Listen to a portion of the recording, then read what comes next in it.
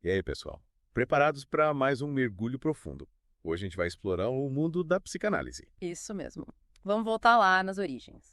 Com a obra Estudos sobre a Histeria do Breuer e do Freud. Que é tipo a Bíblia da Psicanálise, né? Publicada em 1895, marca o início da parceria entre eles. O Breuer é um médico super respeitado e o Freud, nesse tempo, era o pupilo dele, sabe? Jovem, cheio de ideias. Uma dupla que, vamos combinar, causou um rebuliço na época, né? Abrir um caminho para essa nova compreensão da mente. Total. E a gente vai voltar no tempo, para a época dessas descobertas. Tipo, a gente vai desvendar o caso da Ana U, paciente do Breuer. Ela que deu origem à famosa cura pela fala. Imagine, ela sofreu de paralisia, perda de visão, dificuldade para falar. Uau! E tudo isso por causa de traumas reprimidos. Parece até roteiro de filme, né? Nossa, totalmente. E o Breuer, para acessar essas memórias da Ana O, usava a hipnose. E sabe o que é mais louco? Ela sentia alívio só de falar sobre o trauma. Eles meio que descobriram, sem querer, o poder de dar voz ao que estava enterrado lá no fundo. Exatamente, isso foi revolucionário para a época, né? Demais. Fica a pergunta. Quantos de nós carregamos esses fantasmas sem nem perceber? Mas, peraí, só falar sobre o trauma já resolve. Boa pergunta. Aí que entra um conceito importante. Abreação. Reação. Uma descarga emocional, sabe? Aquela explosão que a gente precisa para curar o trauma de verdade. Tipo, quando a gente chora muito e se sente aliviado depois. Isso. É como se fosse uma válvula de escape, liberando toda a energia presa. Faz sentido. E a gente vê isso em várias situações, né? Não só na histeria. Sim.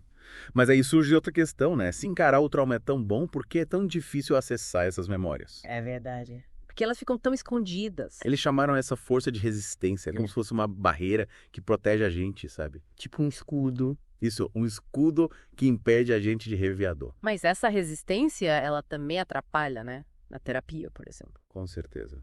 É importante reconhecer essa resistência para poder lidar com ela. É que nem quando a gente viaja nos pensamentos e se desconecta da realidade.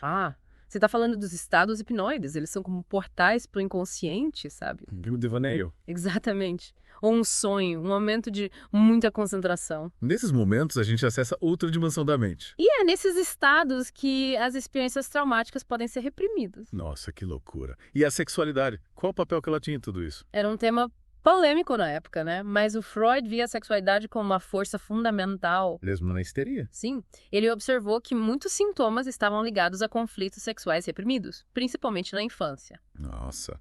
Mas a gente precisa lembrar do contexto da época, né?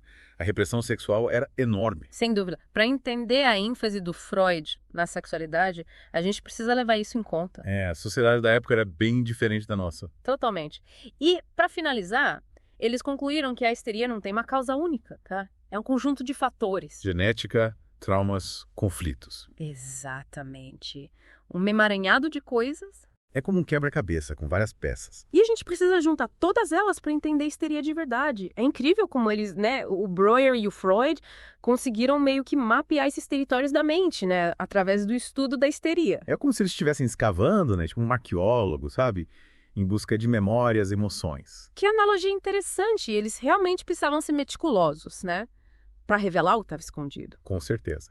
E por falar em meticulosidade, vamos falar da Frau Kessiema, uma paciente com vários sintomas histéricos. Essa paciente é um ótimo exemplo de superdeterminação. Ou seja, um sintoma pode ter várias causas, vários traumas, tudo interligado. Uma teia, né? Isso.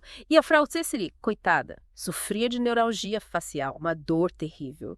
E essa dor era resultado de vários traumas, cada um pior que o outro. Nossa, que situação. E o Breuer e o Freud conseguiram desvendar essa teia. Sim. Eles foram rastreando cada sintoma, cada trauma. Nossa, que trabalho minucioso. Eles não estavam procurando um único evento, mas o impacto de todos eles juntos. Entendi. Então a histeria é mais complexa do que parece, né? Um sintoma pode ser só a ponta do iceberg. Exatamente. E a gente precisa entender todas as peças do quebra-cabeça para poder ajudar o paciente. E eles conseguiram ajudar a Frau Kessiely. Sim. Ao tratar o trauma, os sintomas também foram diminuindo. Que vê como eles usavam os sintomas como um guia, né? Para entender a mente do paciente. Eles viam os sintomas como uma janela para a alma, sabe? Uma forma de expressar o que está escondido lá no fundo. Isso.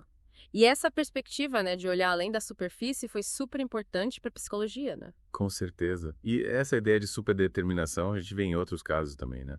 Sim, a gente já falou da Mrs. Beth von Eyre, lembra? Aquela que não conseguia andar. Sim. por causa do amor pelo cunhado. Exato. E a paralisia dela não era só por causa disso, tá? Tinha outras coisas também, experiências de impotência, de se sentir presa. É como se a paralisia fosse a expressão física de tudo isso, né? Isso mesmo. Eles conseguiram entender todos esses fatores, todas as camadas da experiência dela. Incrível. Eles estavam revelando a complexidade da mente humana. Totalmente. Mostrando como o passado, as ansiedades, os desejos, tudo isso influencia a gente, né? Tanto fisicamente quanto emocionalmente. É, corpo e mente estão totalmente conectados. Sem dúvida. Uma coisa influencia a outra o tempo todo. E essa perspectiva holística foi super importante, né? Tanto para a psicologia quanto para a medicina. Com certeza. E falando em conexão, vamos falar de divisão da consciência, ou como a gente chama hoje, dissociação. Boa. A dissociação é essa ideia de que a mente pode se dividir, sabe? Em pedaços, com pensamentos, memórias, até identidades diferentes. Nossa, parece coisa de filme. Essa ideia era bem radical pra época, né? Totalmente. Eles estavam desafiando a ideia de um eu único, sabe? Coeso. Tipo, a gente teria vários eus dentro da gente. É mais ou menos isso. Eles acreditavam que a dissociação era uma forma de lidar com traumas, sabe? Com a dor. Tipo, um mecanismo de defesa. Isso, pra proteger a gente da intensidade do sofrimento. Mas essa divisão, ela não pode ser prejudicial. Pode sim. É como se a gente tivesse vários quartos trancados na mente, sabe? Esses quartos precisam ser abertos para que a cura aconteça. E como eles faziam para abrir esses quartos? Usando técnicas como hipnose, associação livre, para acessar o inconsciente e trazer essas experiências para a luz. E com isso a pessoa conseguia se integrar, se curar. Exatamente. Eles foram pioneiros nesse tipo de terapia. Nossa, que incrível. O trabalho dele sobre dissociação influenciou muito a psicologia, né? Demais. Mudou a forma como a gente entende o trauma, a mente. E por falar em mudança, vou falar da cura pela fala. Uma ideia revolucionária para a época, né? Totalmente. Eles acreditavam que, ao falar sobre os traumas, as emoções, a gente consegue se curar. É como se a gente estivesse limpando uma ferida, né? Deixando ela exposta para poder cicatrizar. Exatamente. Eles desenvolveram várias técnicas para isso, né? Hipnose, associação livre. Tudo para ajudar o paciente a acessar o inconsciente e se libertar. Eles criaram um espaço seguro, sabe? Para que a pessoa pudesse falar, se expressar e se curar. E essa ideia, né, de que a gente se cura ao falar, ao se expressar, é a base da psicanálise, né? Com certeza. E essa abordagem influenciou a psicoterapia até os dias de hoje. E a gente volta agora para a última parte do nosso mergulho nos estudos sobre a histeria. Cara, é impressionante como esse livro, mesmo tão antigo, ainda é relevante, né? Totalmente. Eles abriram caminho para tanta coisa na psicologia moderna, né? Sem dúvida. E a gente falou um pouco sobre mecanismos de defesa, né? Sim, lembra? Aquelas estratégias que a nossa mente usa para lidar com a dor, com o trauma. Como eles chegaram nessa ideia? Eles perceberam que muitos sintomas, na verdade, não eram uma consequência direta do trauma. Entendi. E sim, uma forma da mente tentar lidar com as consequências, sabe? Do trauma. É como se a mente criasse esses mecanismos para se proteger, né? Mesmo que isso cause sintomas físicos. Exatamente. E eles viam esses mecanismos como algo essencial, sabe? Para manter o equilíbrio psicológico. Pra gente não pirar de vez, né? É tipo isso. É como se nossa mente fosse uma fortaleza, sabe? Com vários sistemas de defesa para proteger a gente. E a gente vê tantos tipos de defesa, né? A repressão, a projeção. É mesmo. É importante a gente entender esses mecanismos para desvendar a histeria, sabe? Tem que entender o que está por trás dos sintomas. Isso. É como se a gente estivesse descascando uma cebola, camada por camada. Nossa, que boa analogia. E por falar em desvendar, vamos falar do inconsciente. Ah, o inconsciente, um dos grandes mistérios da mente humana, né? E eles foram pioneiros em explorar isso. É como se tivessem descoberto novo mundo, né? Dentro da gente. E eles acreditavam que o inconsciente era a chave para entender a histeria. Tipo, os sintomas seriam mensagens do inconsciente. Isso mesmo.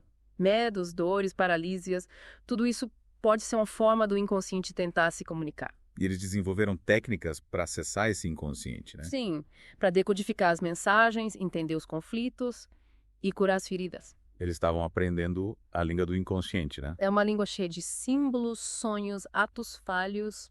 Que loucura! E eles usaram tudo isso para desenvolver a psicanálise. Exatamente, a psicanálise se baseia muito nessa ideia de entender o inconsciente, né? E esse livro, Estudos sobre a Histeria, foi tipo o pontapé inicial para tudo isso. Sem dúvida, eles plantaram a semente da psicanálise com esse livro. E essa semente cresceu e se tornou essa grande árvore, né? Que influencia a psicologia até hoje. É verdade. E a gente só arranhou a superfície aqui, né? Tem muito mais coisa para descobrir, para explorar.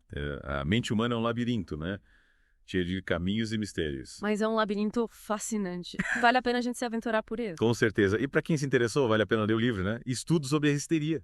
Sim, e tem várias outras obras do Freud e dos contemporâneos dele. É um universo para descobrir. A psicanálise é um campo riquíssimo, né? Totalmente. E a gente te convida a continuar essa jornada de autoconhecimento. Afinal, conhecer a si mesmo é a maior aventura que existe, né? Com certeza. E obrigado por terem mergulhado com a gente nessa história fascinante da psicanálise. E até a próxima, pessoal. Continue explorando, questionando, buscando. A mente humana é um mistério que nunca se esgota.